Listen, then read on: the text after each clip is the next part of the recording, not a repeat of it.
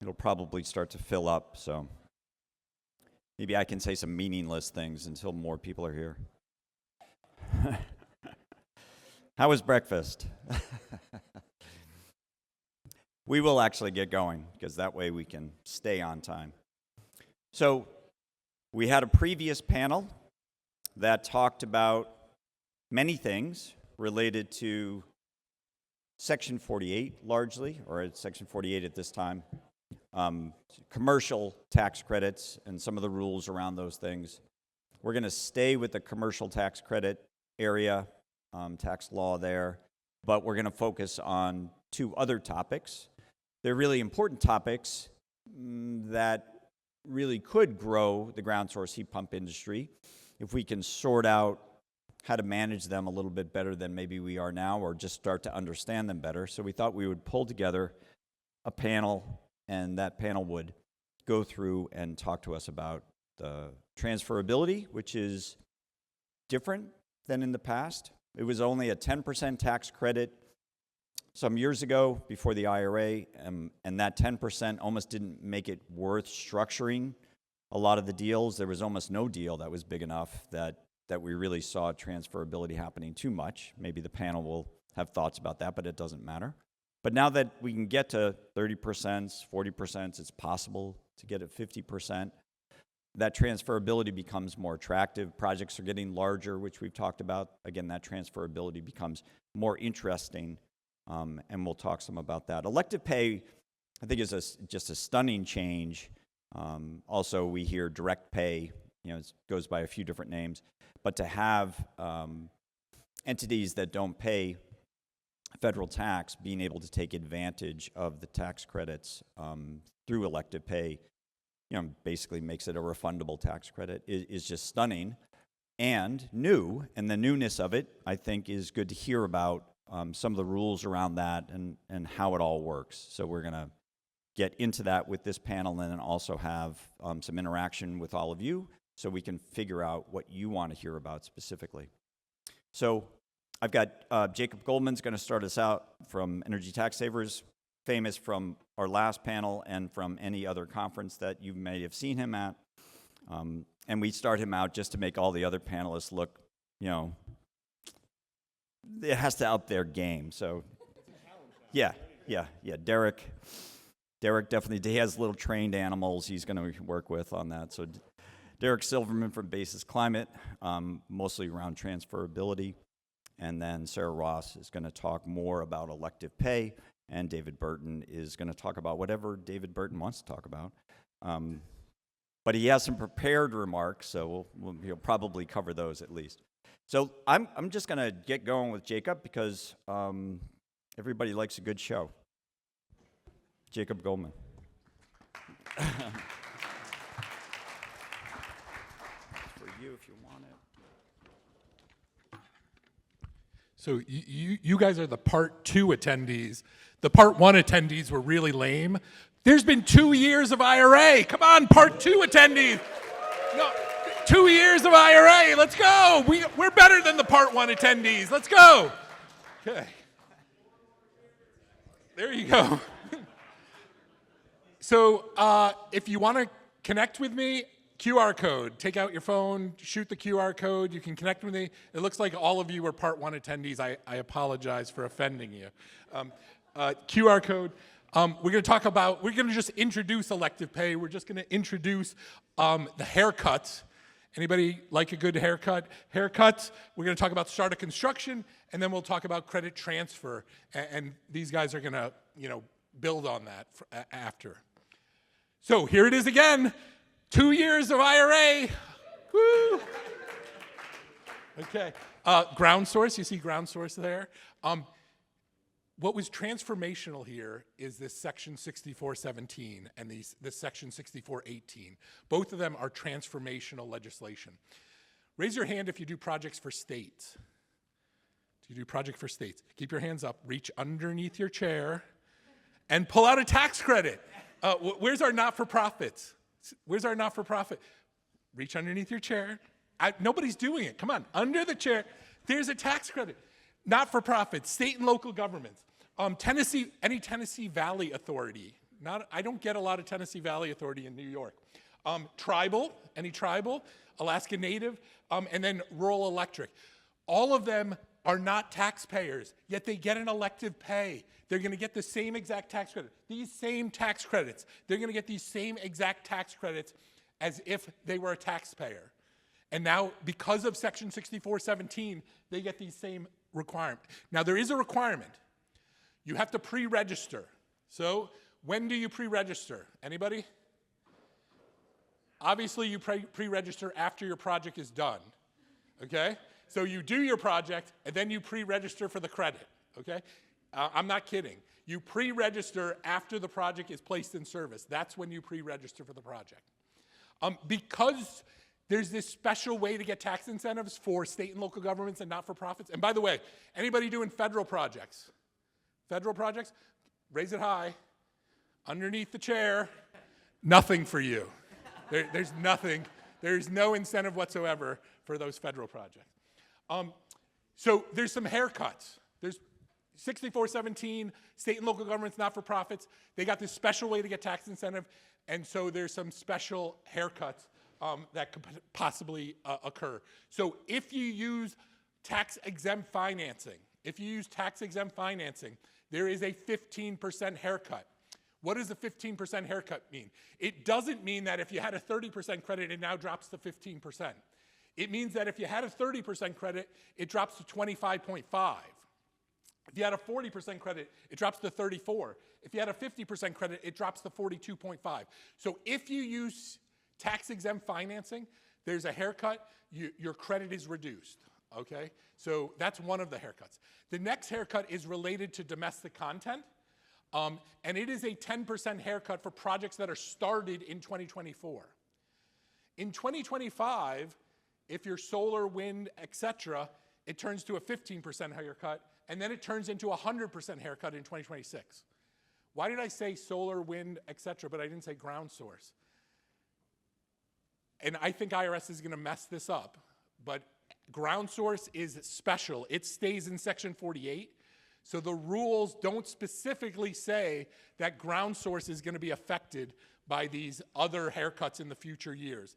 That being said, I'm pretty confident that IRS is going to misinterpret it, and their guidance is going to apply these haircuts to ground source as well. So you need to be aware of them, especially 2026. 100% haircut. That's like a head cut. They should call it a head cut. There is no credit in 2026. If you start construction in 2026 and you don't meet the requirements, the whole credit disappears. So how do you avoid the haircut? There's two ways to avoid the haircut. One is by being a small project. That's 284 tons or 3.4 million BTUs per hour. If you're smaller than that, there's no haircut. There's no 10%, and if IRS misinterprets, there's no 15% and there's no 100%. If you're bigger than those sizes, though, the only other way to avoid the haircut is by meeting the domestic content requirements. So you have to meet those domestic content. Ryan mentioned that maybe we're going to have a safe harbor in due order. If we do, that's going to really make it a lot easier to meet domestic content. And then those big projects, those ones over 284 tons, will not have a haircut because you meet the domestic content requirement. So the only other, be small or meet the domestic content requirement. And where this really kicks in, potentially, is 2026 when it's the whole head is cut. You know, there is no tax credit. That's just for elective pay. That's just for 6417. But it brings up, what does start of construction mean? So there are two ways to qualify for start of construction. There's the physical work test, and separately, there's the 5% safe harbor. Okay, so physical work test can be met in two ways. You can't be doing things like site prep, surveying, permitting. That doesn't count. But if you're physically, like for ground source, what that typically means is drilling the bore field. The day you start drilling the bore field is usually one of the first times the ground source project is starting. That would meet the physical work test, is drilling the bore field. Another way you can meet it is if you have custom equipment, custom manufactured equipment. If you have a contract for that cut, it has to be custom. If it's off the shelf, it doesn't qualify. But if it's custom and you have a contract for that, a PO would be a good example of having a contract, and they can prove to you that manufacturing started, they actually have to be manufacturing. Just because you have a PO doesn't mean they're manufacturing your custom product. They have to prove to you that they're meeting the start of building that custom item. That's another way to meet the physical work test. That's a second way to meet the physical work test. The other way is the 5% safe harbor. Now, if everybody was a cash-based accountant system, this would be really easy. You just spend 5% of the eligible project costs, and I don't recommend 5%. I recommend 6 or 7% because some projects go over budget. If they go over budget, it's calculated after your project is done. So if you didn't meet the 5%, and you're trying to use that safe harbor, you don't qualify. The problem comes with accrual accounting. So most companies, most entities are accrual-based accounting. And so you have to accrue 5%, and I would once again recommend 6 or 7. And the tax departments of those, the accounting department and tax department of those groups would have to define to you when they feel they've accrued that amount of expense. But oftentimes it requires some sort of delivery, that you've delivered a service or you've delivered a product for you to meet that accrual accounting 5% safe harbor. So the physical work test is a lot easier. The accrual version, a little bit harder. There is another incentive, 6418. Let's hear it for 6418. 6418. That allows you to transfer the credit. So if you were a for-profit entity, this is not available for not-for-profits, it's not available for state and local, but if you're a for-profit entity, you can sell your credit, you can transfer your credit. When you sell your credit, you do have to pre-file, so that same pre-filing, and guess when pre-filing is done? After the project's placed in service, you pre-file, and then you facilitate the transfer between you and another party. Now, why would a for-profit entity want to transfer their credit? It doesn't make any sense. Why don't they just take it on their own tax return? Well, the reason you would do it is that you don't owe taxes for some reason. Anybody know what a REIT is? Real estate investment trust. Real estate investment trusts, they don't typically pay taxes at the corporate level. They let their shareholders pay it on dividends.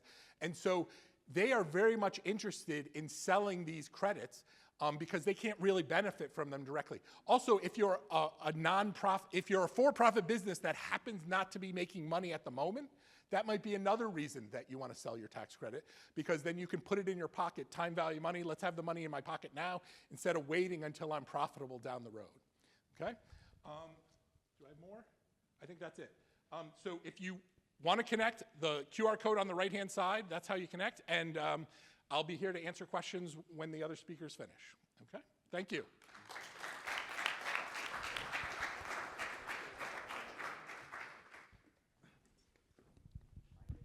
Thanks, Jacob. Oh, switch these guys. All right, let's see if I'm next. All right. I don't think I can do the dancing, but I'll try. Derek Silverman, co-founder of Basis Climate. We are a tax credit, clean energy tax credit marketplace broker. And yeah, excited to be here. I worked at Rewiring America before, and all we talked about was heat pumps, ground source, air source, and bringing it all together here at NY-GEO is great. You know, typically, the market of tax equity and transfer is very mature in solar, battery, and wind. And I mean, you'll learn from David Burton and from others that geothermal is just, there hasn't been a lot of transfers. It's new for everyone. So yeah, a little about Basis. We are a tax credit marketplace, market maker. We've done $300 million in transactions, and primarily in wind, battery, and solar. And then we did a 45X recently for a solar module manufacturer. And we're really excited, and I know in this space, these geothermal systems can be huge, generating a $25 million credit, and they can also be much smaller. And so, I don't want to distract people with that slide yet. So we recently completed a $355,000 transfer, and that's really exciting for us because typically in this space, these deals have been much larger. You're talking 25, 50, 100, $200 million tax credit transfers between NextEra and Walmart. And with transferability,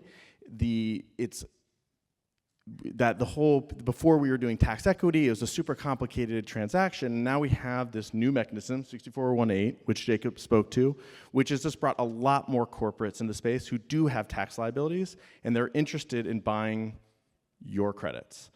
And so, in some ways, I wish I was going after David, but I wanted to spend time here to talk about the true costs of a transfer.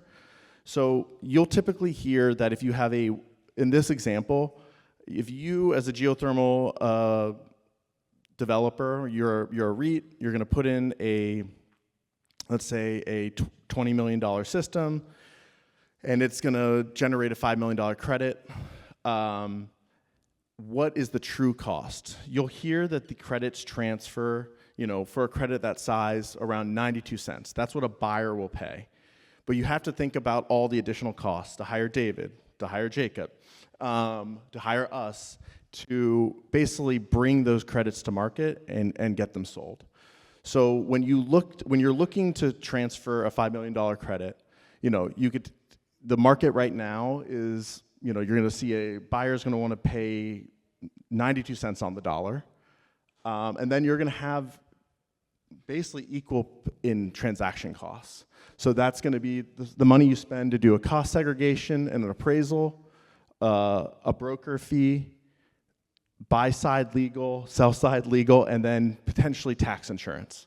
And we'll get into tax insurance for a second. If you were in the last panel, we heard how Adam Shelley, one reason he was able to do that transfer was because he got tax insurance. And he was doing something pretty unique. I'm really impressed he got it insured, and it's awesome he did. But I think you'd find a lot of buyers who would be like, this is too much for me. I cannot buy this. I don't know what ATES is. And that's where tax insurance comes in, because they're basically guaranteeing that if there's a tax loss, they're gonna step in and make the buyer whole. So I wanted to show this example for a $5 million credit.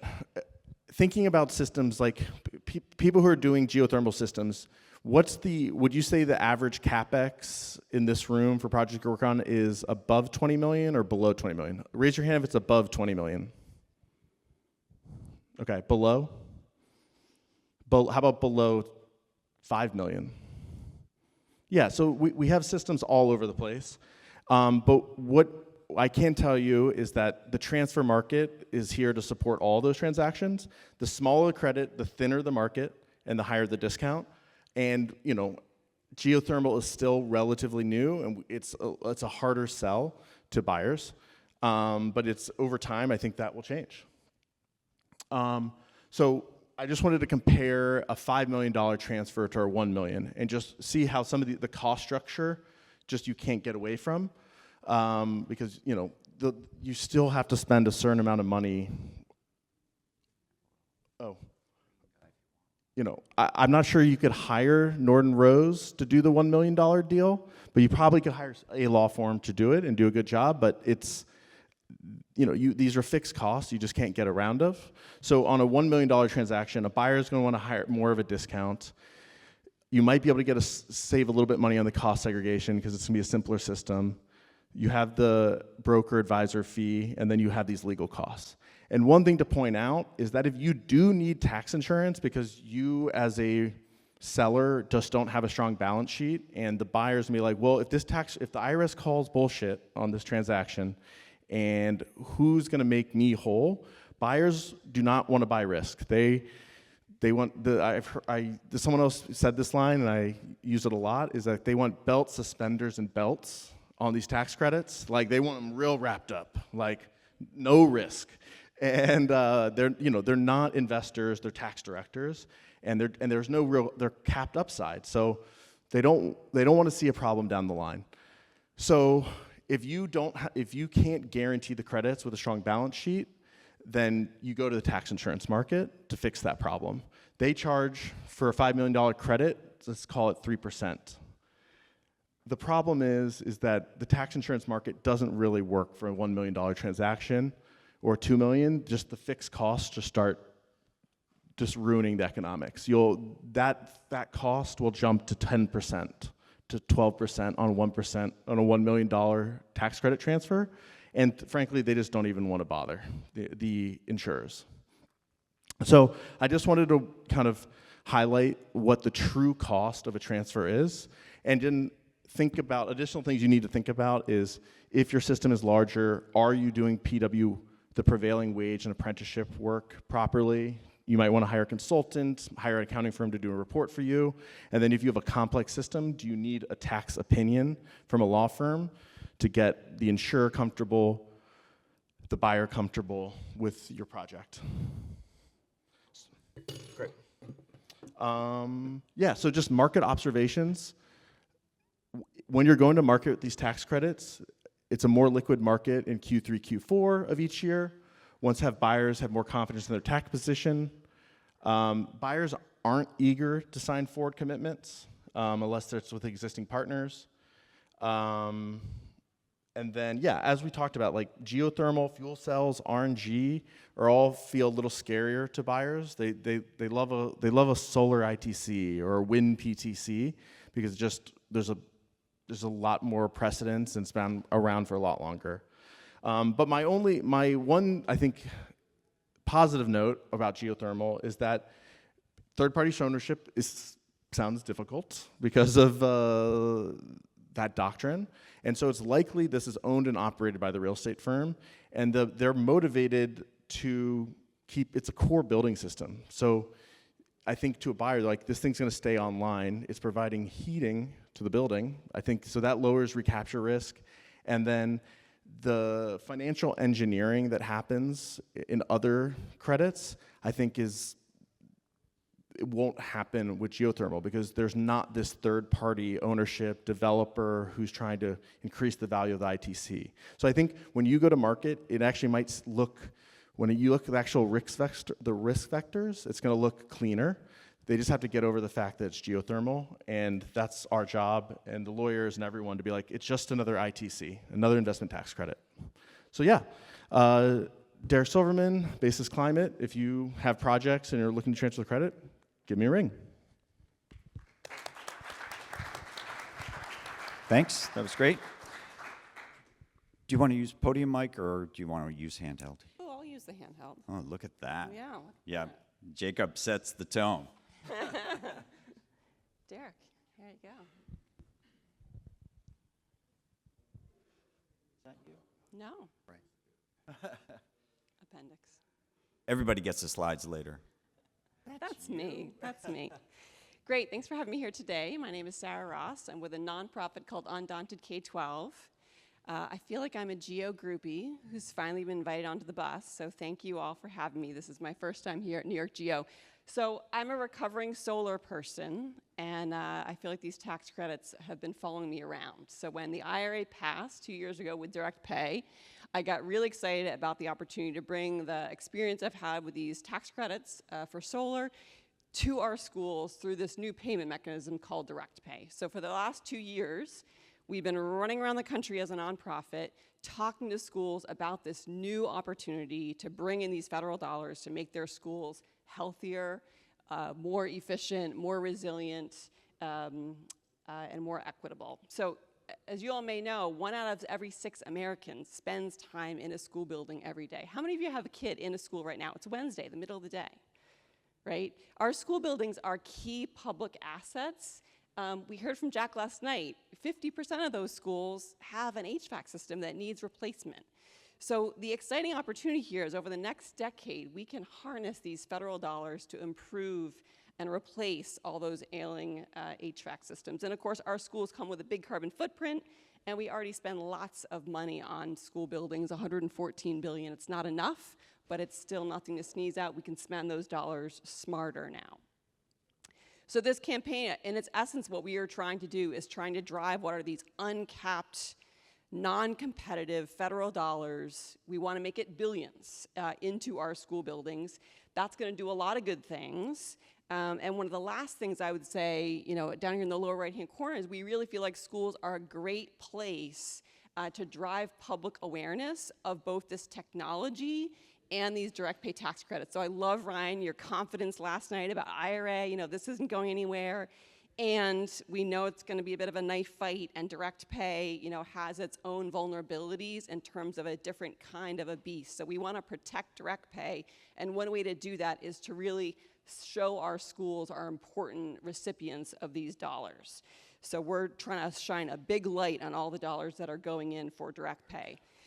So these are all the states with colors, are states where we have touched in one form or another. We've talked to a state Department of Education. We've talked to a school board. We've presented at the Association of Superintendents for that state. If you have folks in your states that you'd love us to come talk to, we regularly speak with all manner of stakeholders touching schools, school boards, anyone that's kind of a decision maker within the school ecosystem. So we would love to do work in other states and with you all.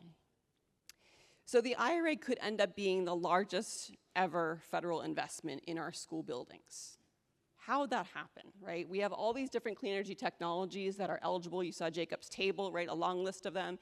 These are the set of technologies that we see schools most often embracing, right? We're moving electric school buses, we're installing solar, we're doing all this stuff. If it's really up to these district decision makers if they pull these credits off the shelf with this clean energy technology and make this the largest ever investment. And the way that's going to happen is with you all. You guys are the big, kind of the 800-pound gorilla in this room, right? If we have 5,000 schools that install GEO over the next 10 years, let's just say it's a $3 million credit, that's $15 billion of federal investment in our school buildings. That's a big number. The feds do not invest in our school buildings. So we have a huge opportunity here, but it takes a lot of work and awareness building. The economics are certainly helping us hugely. You've heard it from many speakers across this country. GEO is now the VE option, not the premium option. And we're seeing this in new construction in schools. We're seeing this in renovations in schools. Those are, can be a little more hairy. But here's, 2 new school construction projects, one in Massachusetts in my own town, where we are stacking utility incentives. Thank you, Eversource and MassSave. And another one here in Wisconsin. In both cases, right, once owners understand and architects and MEPs understand that this ITC and direct pay, can lop off this first cost, we're seeing that this is now beating out the gas boiler. So this is big news.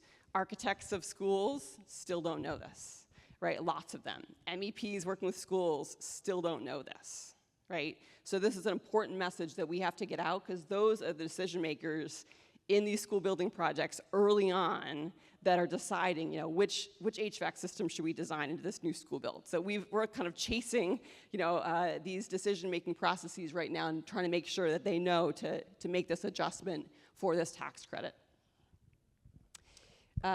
We're tracking projects across the country that are using direct pay.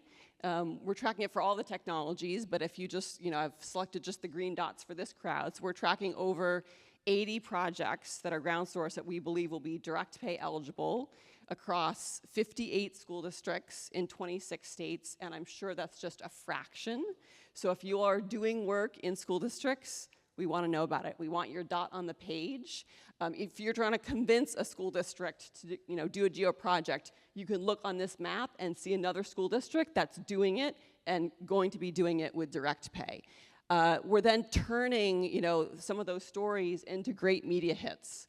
So we worked with a communications firm to get this piece placed to the AP, how this one climate fix, of course, you know what we're talking about, means a school nurse sees fewer students sick from the heat. I don't know about you guys, but my kids have missed school, again, because of extreme heat. We don't have snow days anymore in Massachusetts. Well, we do still have those, but we have heat days now, right? So installing geothermal, this is the bridge, this is the way we bridge to school decision makers as we talk to them about cooling. Educators and teachers unions are increasingly negotiating over the temperatures in classrooms. We can solve that problem. School budgets are tight. We can solve that problem, and now we can do it at a lower first cost. So these are great headlines to be driving. We're happy to work with you to shine a light on your projects and tell this story so we get more demand. So what are some of the points of friction that we see school decision makers struggling with? Well, first, who wants a tax credit for something you don't even understand? First, we need to sell on what the heck is GEO, Why would you even want it if you're a superintendent? What does it mean for you? Superintendents are not used to thinking about HVAC systems. So first we have to educate on that technology. So I learned from all of you enough to be dangerous. I'm not a mechanical engineer, so that I can make that pitch to school boards and superintendents and business officers, right? So we gotta start there just with their understanding of why they need to have an opinion about this. If I'm a superintendent, why don't I just let my facilities guy choose to do a gas boiler or not? You know, why should I care? We need to start with that piece. There is some negative residue from, you know, previous projects, whether it's other project in the town or, you know, someone did an open loop system 20 years ago, the owner didn't operate it right. We do sometimes run into issues where there's this negative residue, so that can be an issue. I was just talking with Zainab about drilling capacity. In Massachusetts, the vast majority of our new school projects that are in design development right now, a vast majority have selected GEO, and I'm very worried about drilling capacity. So all the conversations you all are having about workforce development, looking at heat, like, yes, we need to keep doing those. That's a big concern. The architects get very nervous when I come in and start talking excited about GEO because they don't want to see their project get held up because of drilling capacity. Direct pay proceeds, we had the question earlier about rebates and how those treat the basis. There's another wrinkle in the school space. So most states have some dollars that support school construction. In some states, when districts are gonna get direct pay, the state says, we're gonna give you less money now. Like in New York, I hear, that's what's gonna happen. We don't want that. In Massachusetts, in Connecticut, those are two states that I know of where they've said, hey, district, if you don't get direct pay, we're not gonna reduce the cost basis on which we calculate our state aid for your school project. That's really important. So we wanna kind of align state policy to support school districts going out to get direct pay. There is perceived risk and, let's be honest, actual risk around these direct pay proceeds. You just heard about this 100% haircut that Jacob talked about for projects over 1 megawatt. So we've asked our least risk-taking folks in kind of non-taxable entities, our municipal officials, to sign up for a pretty risky proposition here. If I'm over 1 megawatt, can I meet domestic content? I might get this whole credit taken away from me. That's a very scary piece. We have many schools that are trying to do net zero schools, so they're doing solar and GEO. You heard from Jacob about how we combine those technologies. That's tripping folks up. They're inadvertently falling over 1 megawatt and not having their ducks in line to meet PWA and domestic content. You called it the haircut, I call it the domestic content cliff, but it's a real issue. So all of you that can afford to send more dollars and manpower Ryan's way to get this safe harbor table, that is really going to be critical. We're already having conversations now about schools that will go into construction past 2026 that are over 1 megawatt, and I don't know what to tell them right now about how to meet domestic content. So it's a big issue that we would love to have solved so that I can keep cheerleading for this work. We have some great resources, for any of you who want to even just get involved with your own school and getting that HVAC system replaced with a technology that you know and love. We have an easy, 2-pager for schools, speaking directly to them, saying, hey, you can get these dollars. We have a getting started guide for district leaders with the IRA. It starts by them just auditing the good work they've done already since 2023 that they may be able to claim credits for. We have a guide for advocates. So if you're involved in local climate advocacy in your community, we have a guide for how you can be talking about direct pay and IRA as part of your work. We also have fact sheets. So in all these states and more coming, sorry for the trailing S there, we have fact sheets celebrating schools that are using the IRA. Many of those projects are ground source projects. So take those, use those, and help schools understand that they can get billions to do good work. Thank you so much. Lovely. Thanks, Sara. And returning to the stage is David Burton. So you can podium mic, handheld, whatever you want. We have all flavors of microphones here.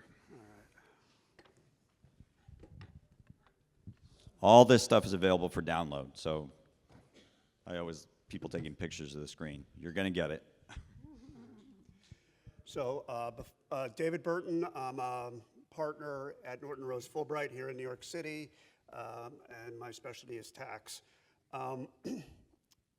So before I get into my slides, I want to talk about one solution I've used for some of the problems that Sara was just talking about, whereby you've got a nonprofit or a municipality that wants, wants a project and wants to use direct pay, but they've got some issues, they've got some concerns, right? So one concern is they don't want to pay for it up front, right? They don't want to come out of pocket to pay for it, they'd like to pay for it over time. Another concern is they don't want to operate it. They're worried about operations. A third concern is performance.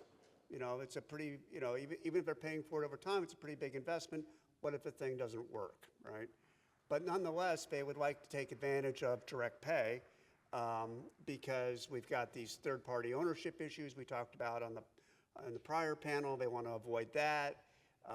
They want to avoid the complexity of third-party ownership. Direct pay, they get 100 cents of a dollar. They avoid the discounts that Derek was talking about and some of those costs. They don't have to get tax insurance. So it's got a lot of appealing things, direct pay, but they've got these other sort of operational concerns. And what I've done once, and just because direct pay doesn't come up that often in my practice, but what I've done once successfully is saying, okay, we're going to use an installment sale.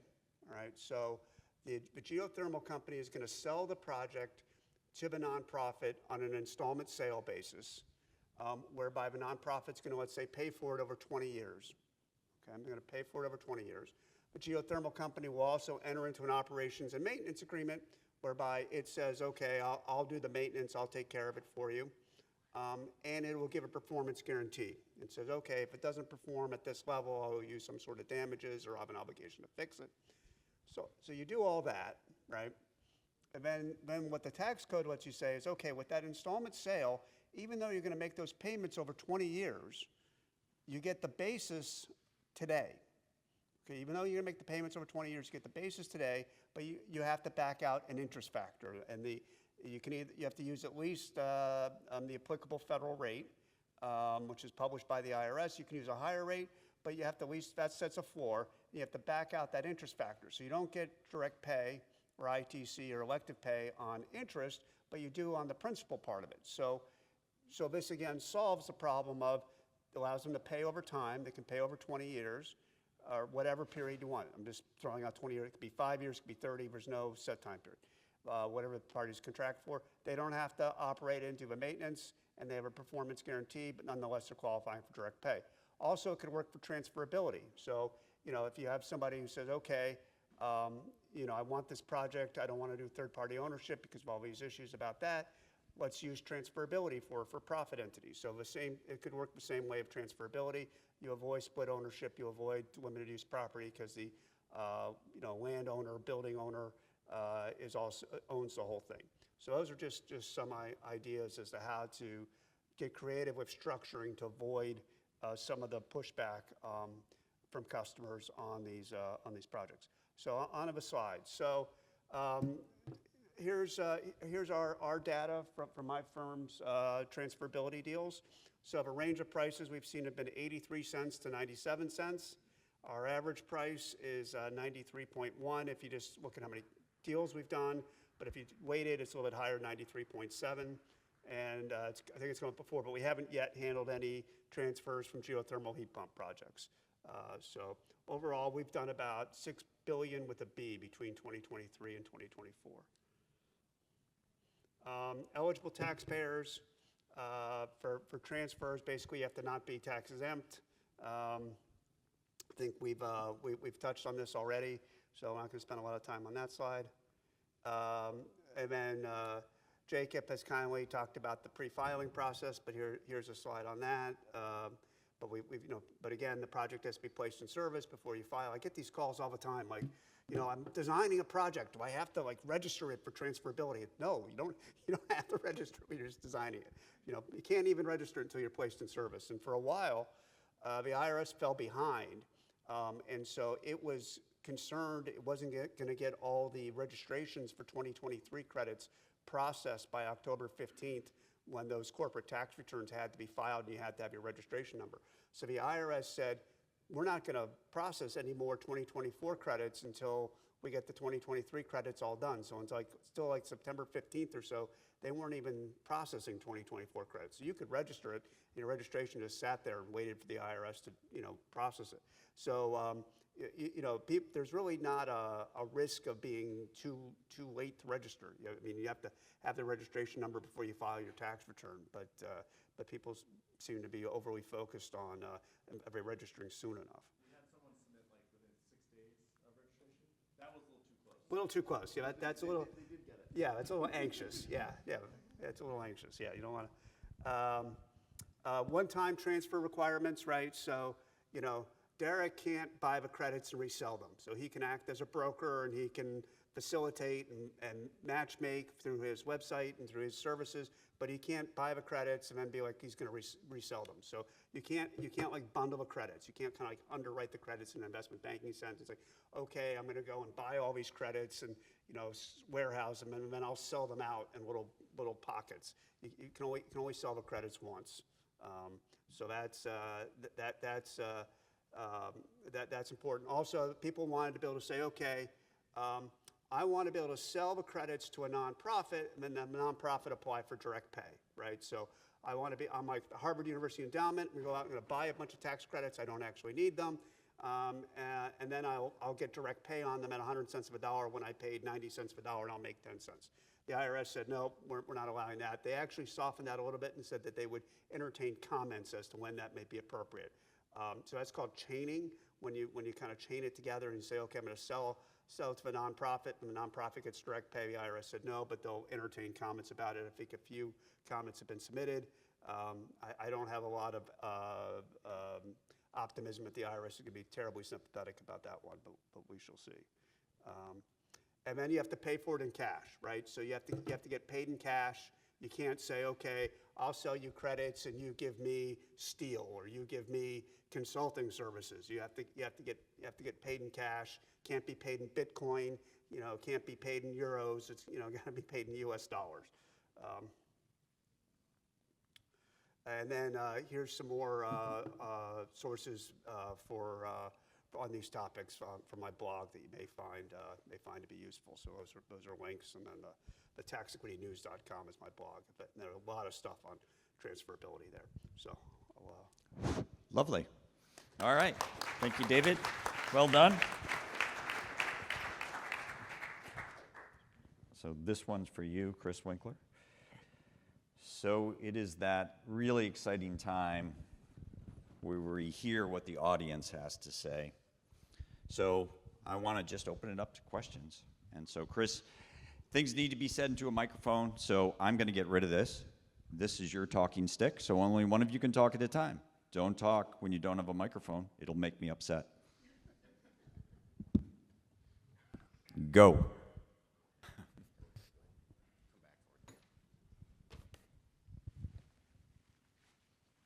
Yeah, if everyone goes dead, I have questions, but I don't think that's going to happen. Hi, I'm Rob Odin with Genesis Geothermal. We're a technology that's approaching commercialization. So I think many of us in the audience are potential on the selling side of tax credits, transferability. Looking at a 93-cent price the buyer pays that I'm insuring, Derek says maybe I'm paying the cost of my counterparty's legal bills. Be interested to see that. I think you had that coming out of what's coming net to me. And I guess there's a question for David too. Isn't it true that a buyer who's committed to buy a credit from me can also, maybe in quarterly filings, recognize that tax credit before they've actually paid for it? So are they actually getting 10% return or more on an insured product that, from my perspective, they might be fairly expecting less, or reasonably asking them to take less than that? Great. Let's give them a shot at it. Yeah, so you can apply the credits against your estimated taxes, and the IRS is actually very generous in that. They just say you have to have a reasonable expectation of acquiring the credits. So you could actually apply them against your third quarter estimated taxes, even if by that estimated tax payment date, you hadn't signed the contract, or you'd signed but you hadn't paid. But you don't even have to have signed the contract if you have the reasonable expectation. Of course, if you never end up buying the credits because you don't have a meeting of the minds with your seller, the IRS is going to, penalize you and charge interest for having not paid your estimated taxes. So they kind of say, okay, well, you can be an adult, and if you're confident you're going to buy these credits, reduce your estimated taxes by it. But if it doesn't work out, don't come complaining to us. You're going to still be subject to interest and penalties. So you have different tax departments taking different views as to how much assurance they want before their estimated tax payment date. Some say they want a contract and they want it paid. Some say they just are happy if they have the contract. Some say, well, if we have kind of like reasonable visibility in a plan, that's good enough. So, but yeah, estimated taxes is a nice feature to reduce those. All right. Only a one-part question. I know you. May I approach the bench? Maybe I misunderstood it. I just want to clarify 93 cents, David, on your assessment. That's the net payment to the energy property owner? Yeah. Okay. Right. So you're saying rough barnyard math. You're saying 7-point discount. Derek, you're saying 16, if I remember right. My numbers don't factor out tax credit, insurance, or legal fees, so we just it's kind of easier math than his math. But currently only about 10% of our deals have had tax credit insurance. The brokers are seeing a lot more tax credit insurance than we're seeing. So we about 10% of ours. Only into a microphone. Yeah, you're. I think David deals with lots of really large energy companies that have strong balance sheets, so the tax insurance comes into play less. So I think smaller credits often, they're coming from weaker balance sheet companies, and tax insurance can solve that problem if the market even exists. If it's too small, then there's no insurance that's really viable. So Okay, it's a complicated. Oh, yep, a little complicated. Going to ask this quick before John cuts me off. David, did yours include a buyer discount in the 7 points? Yeah. It did? Yes. Interesting. Okay, thank you. Lovely. Well done. It's a tough conference, I know. Hi, this is Jean Bergman from St. Energy. My question is I tried to sort of understand this from what Sara Ross was saying about schools, but how best can municipalities or government entities like the New York Power Authority take advantage of these opportunities? Talking stick. So, I mean, it's direct pay where they apply to the IRS for a check, and the IRS will cut them the check based on their percentage with domestic content, et cetera, and what the tax basis is of the project. Others? Yeah. No, nothing to add. I mean, it's standard direct pay that Jacob kind of went through. Okay. All right. Keep it going. Cameron Best with Bright Core Energy. I have a question on the alternative minimum tax. Are you allowed to take tax credits and go below the 15% minimum tax, or would you be forced into a transferability situation in that case? Who wants it? Can't be him every time. Trust me. It's not going to work for me. There is a minimum amount of tax you cannot offset with tax credits. And so if you were in that position and qualifying for those tax credits, you'd either be carrying them forward or you'd want to transfer them. More likely in this market, you probably would transfer them because of the time value of money versus carrying them forward. But there is a floor in the minimum tax rules, but you can't offset with tax credits. Congress decided everybody should pay something in taxes, even if they have a lot of tax credits. Thanks, David. Anybody else have a different hit on that? Great. All right. Next. This question's for David. On your installment sale method, are there any restrictions on who finances the project? Could this be third-party financing? Would that work? Yeah. And your name is? Sorry. Sorry, I'm Brad Jester with NY-GEO. There are no restrictions. Well, there's no restrictions on who finances the project. except for the tax-exempt debt rules. We talked about the haircut that people have touched on. So if you had a tax-exempt debt on it, that could be an issue. So that's really the challenge. There's some, in terms of like the builder of the project who's getting paid over time, if they turn around and borrow against that stream of cash flow, they accelerate their own tax liability. But that's sort of the builder construction company's problem, not the project owner's problem. So the short answer is, as long as you don't cross the tax-exempt debt rules, you've got flexibility. Okay. Other questions? Identify yourself. Hi, my name is Irangi Dice. I'm from NY-SEEK. My question is on elective pay. What are you seeing as sort of the general average amount of time between when a project is placed in service and when the check comes in? Like, what are we seeing in terms of timeline? Well, no one's got a check yet for direct pay as far as Jacob and I know. In the last, yeah. So right now, yeah, so we don't have that data. What the Treasury has been doing to set expectations is they've said, we will process your tax return just like any other tax return, and that usually takes about 45 days from when you file, with the caveat that they will not pay out before the deadline. So for example, calendar year filers, their deadline is May 15th. So even if you wake up on January 2nd, ready to go to file for your tax credits for that previous calendar year, you know, and you count 45 days from January 2nd, well, you're not at May 15th yet, so you still got some waiting to do.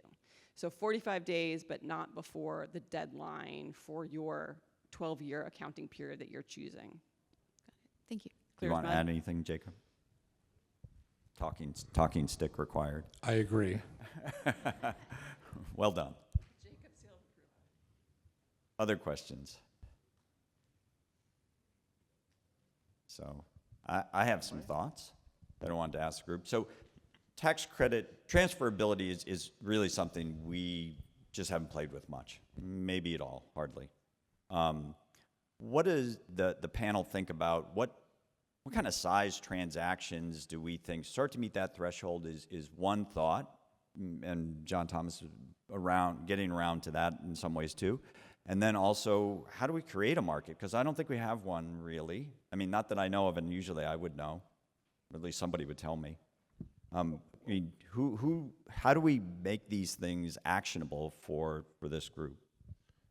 I mean, I know of at least 2 geothermal projects that are like on the market right now. One I think has identified a buyer, not through us, but so it's getting there. I think it's more that you all knowing about transferability and realizing this is a viable option. And just to come back to the price, the larger the credit, the better better pricing you're gonna get. So I was on the smaller side, 1 to 5 million. You get to $25–50 million of an ITC, then you're gonna get David's prices, and these transaction costs I'm talking about stop to really matter as much because they get amortized over that huge credit. So I just wanted to caveat that. That's when you see those haircuts, is when you got fixed costs on a $5 million deal or a $1 million deal. It starts really eating into your net proceeds. Yeah, it does seem to me that we need to maybe actively try to create a market, try to create folks. And I know, Jacob, you've at different times put up a group of companies that show some interest in doing this.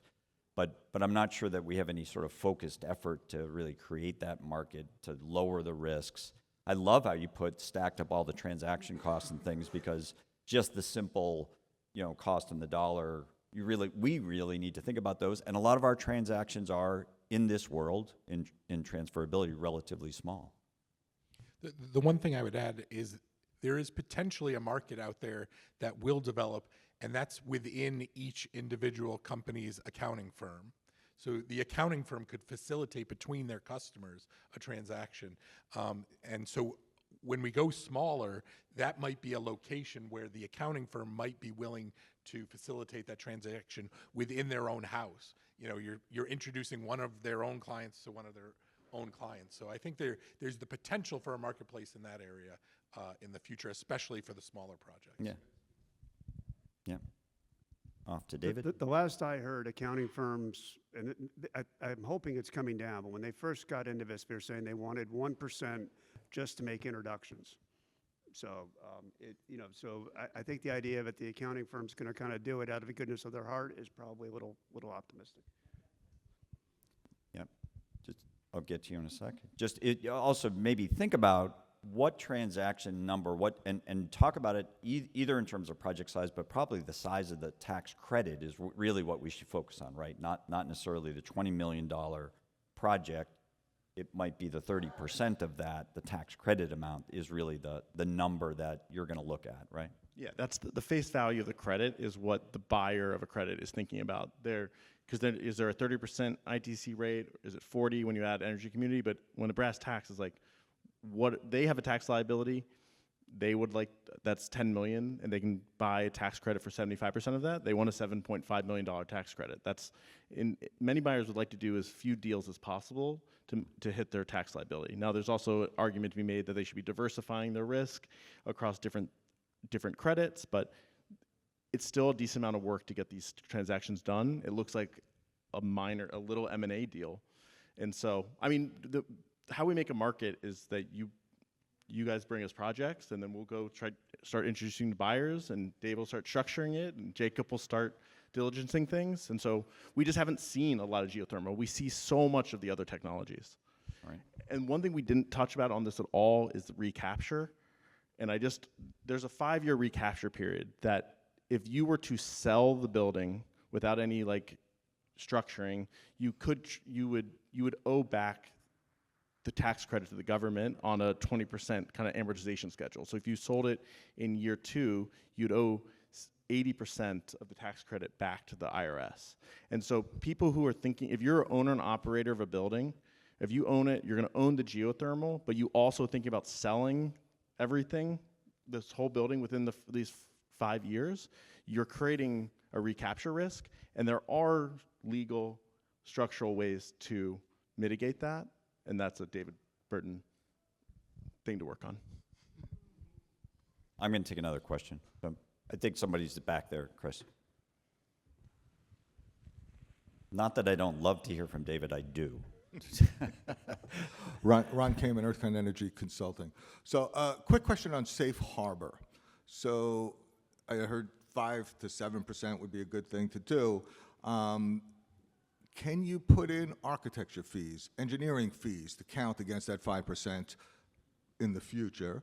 And second, do you have to show something this year, or you just tell that you did the safe harbor next year when you file?